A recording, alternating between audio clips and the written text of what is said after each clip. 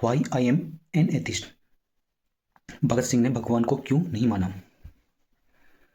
अगर मैं कहूं कि भगत सिंह भगवान को नहीं मानते थे, क्या आप हैरान होंगे? और अगर मैं कहूं कि उन्होंने एक बात जेल में बैठकर लिखी थी जब उनको फांसी होने वाली थी। आज हम बात करेंगे भगत सिंह की लिखी गई book why I am an atheist. ना भगवान के खिलाफ, ना धर्म के खिलाफ, बल्कि सोच के हक में।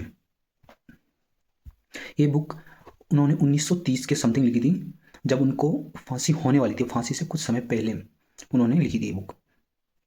कुछ लोग कह रहे थे कि भगत सिंह भगवान को इसलिए नहीं मानते क्योंकि उनको घमंड हो गया। इसके जवाब में उन्होंने एक बुक लिखी थी जिसका नाम है why I am an atheist. Atheist means नास्तिक, या फिर जो भगवान को नहीं मानते।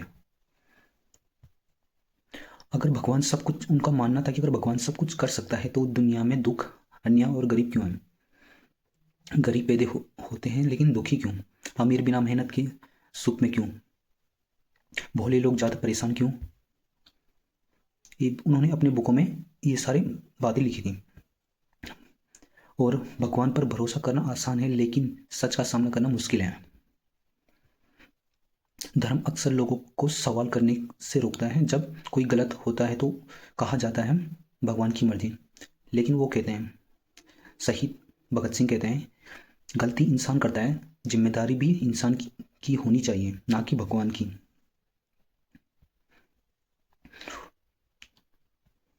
तुम भगवान को नहीं मानते क्योंकि तुमने अपने ऊपर घमंड है।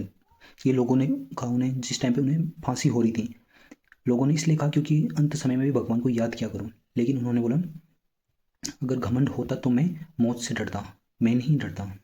वो कहते हैं, एथिस्ट होना फैशन नहीं, ये सोच समझ कर लिया गया डिसीजन है। मैं जानता हूं मैं मर जाऊंगा। ये बातें भगत सिंह कहते हैं, मैं जानता हूं मैं मर जाऊंगा, अगर भगवान होता तो मुझे बचा लेता। अगर नहीं बचा पाता भगवान, वो नहीं बचता मैं, तो मैं झूठी तसल्ली में जी रहा हूँ। मीन्स अपने आप को खुद को पता होनी चाहिए सच्चाई कि मैं मर रहा हूँ, तो मुझे भगवान कैसे बचा लेंगे हम। भगत सिंह कहते हैं, मौत के सामने भी सच नहीं छोड़ना, डर के वजह से भगवान बनाना उन्हें मंजूर नहीं।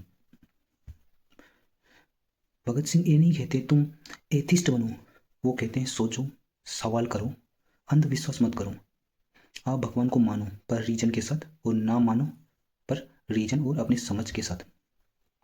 भगत सिंह सिर्फ आज़ादी के लिए ही नहीं लड़े, वो अपने दिमाग की आज़ादी के लिए भी लड़े।